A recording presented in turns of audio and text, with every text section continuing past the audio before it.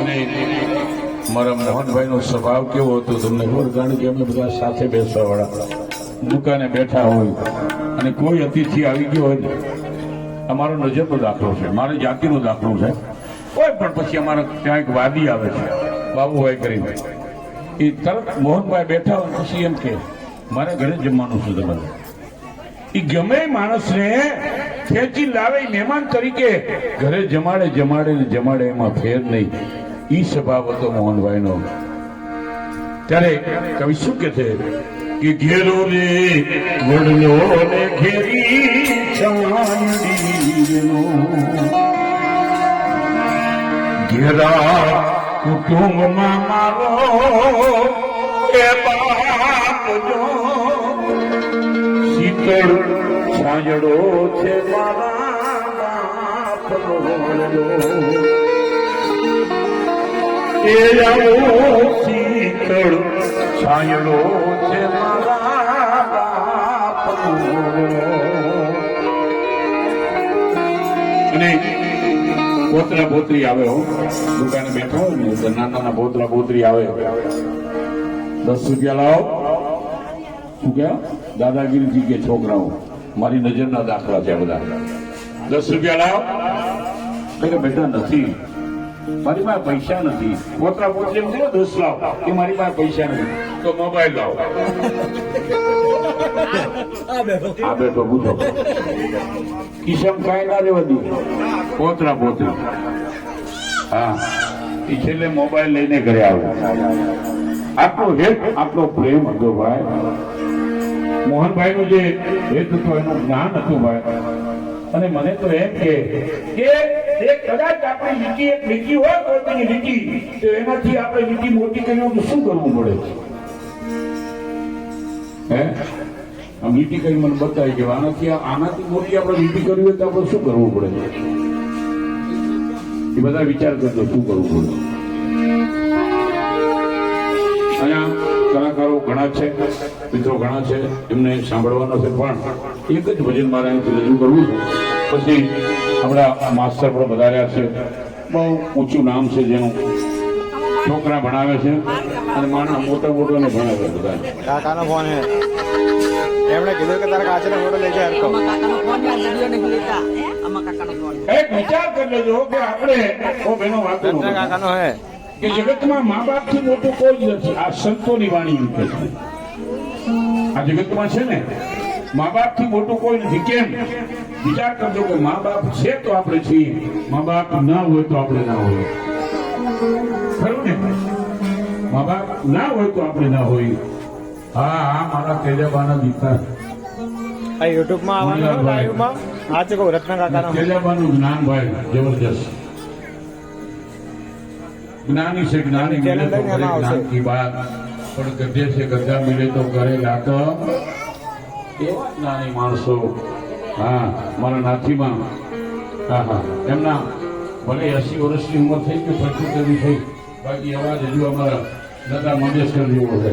આ યુટ્યુબ માં આવવાનો મોઢા હરકા રાખજો. સાચીઓ એમ નહીં સાંભળજો. જગતમાં મા બાપ થી મોટું કોઈ નથી. એના દાખલા એના પુરાવા મૂક્યા છે સંતોએ. કેવા ચેનલ માં આવશે આજે. પ્રથમ કોને સમજીએ, કોના લઈએ નામ? માત પિતા ગુરુ આપણા, પછી અલગ પુરુષના નામ. હે, પેલા મા બાપ અને પછી ભગવાન ગુરુ પછી આવે ભાઈ. કારણ કે તકલીફ એમણે વેઠી છે. હે, મોટા એમણે કર્યા છે, ભણાયા એમણે છે, મા બાપે ભણાયા છે. પછી જગતમાં શું છે પછી આપણને ખબર પડી ને. પણ અમારો તો સંદેશ હોય છે હરેક કાર્યક્રમની અંદર દીકરા દીકરીઓ માટે કે જ્યાં સુધી મા બાપ જીવતા હોય ને ત્યાં સુધી મા બાપની સેવા કરી લેજો. કેમ? ક્યારેક અંતરનો આશીર્વાદ મળી જાય તો જીવનનો બેડો પાર થઈ જશે. મારા મેઘાબાની સેવા કરે છે છોકરાઓ, એ અમારા નજરના દાખલા છે. પણ જયારે એક બાપનો અંતર બોલશે ને કે જા બેટા વિજય હો, બેડો પાર થઈ જાય. તમારા કોઈ પણ આમ ઊંધા પાછા ના પડજો, સીધા ના પડે ને તો આ ગાવાનું છોડી દઉં. મા બાપનો જેને આશીર્વાદ મેળવ્યો છે, કારણ કે મા બાપ જ છે સાચા ભગવાન છે. જગતમાં બીજો કોઈ ભગવાન જ નથી. કયો એ તો આપણે પછી પકડી બેઠા અમારો ભગવાન આ ભગવાન બાકી આ હતા તો આપણે છીએ ને હે તમે કોઈ પણ કામ કરવા માટે ઘરેથી નીકળો તો મા બાપના પગે પડી એના આશીર્વાદ લઈ અને કોઈ પણ કામ કરવા માટે નીકળશો ને તો બીજા કોઈના પગ નહીં પકડવા પડે માસ્ટર સાહેબ બીજા કોઈના પગ નહીં પકડવા પડે કારણ કે તો અહીંયા કામ થઈ ગયું હોય મા બાપનો આશીર્વાદ મળી ગયો હોય ભાઈ એના માટે જપલે હરી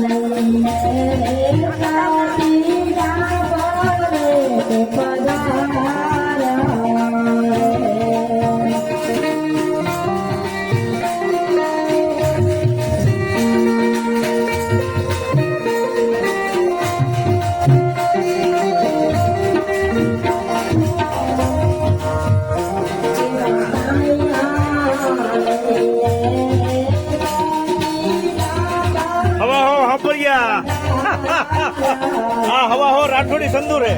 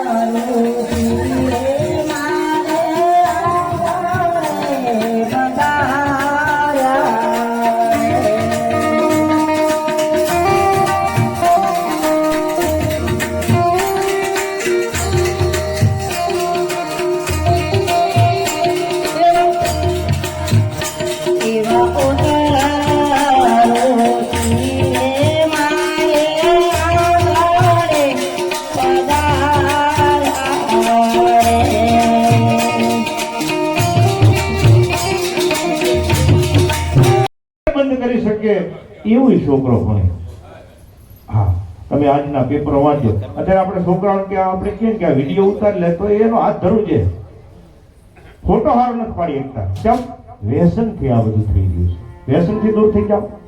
गिलासों में जो डूबे फिर न भरे जिंदगानी में, हजारों बह गए इन बोतलों के बंद पानी में, न कर बर्बाद अपनी जिंदगी ये बोतल के दीवाना, खोई है बुढ़ापे में पाई है जवानी में, ये दारू का प्याला मौत का कड़वा प्याला है, छिपी है आग जहर और पानी में, छिपी है आग जहर और पानी में.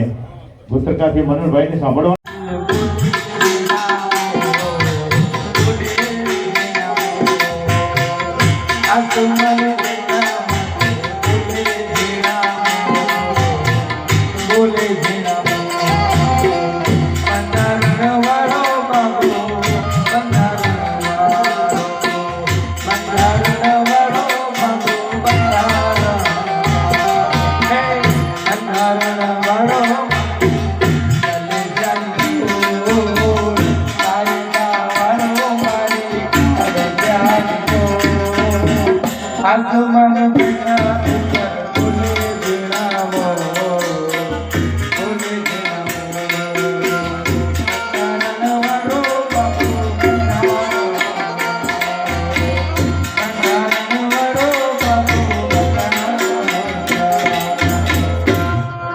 જય ભીમ.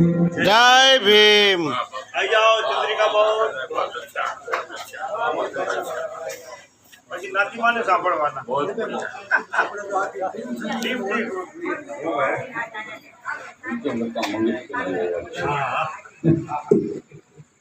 હેલો હેલો આવી જાઓ સાહેબ, આવી જાઓ.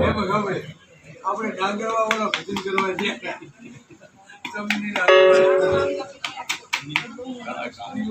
દાદા તમારી વાત બહુ જ યાદ આવે છે. દિલમાં તમારી ખોટ હંમેશા અમને રહેશે. દાદા તમારા શબ્દો, તમારો પ્રેમ મને હંમેશા યાદ રહેશે. દાદા દાદા મારી દાદીને તમે મારા નામથી કોણ હવે બોલાવશે?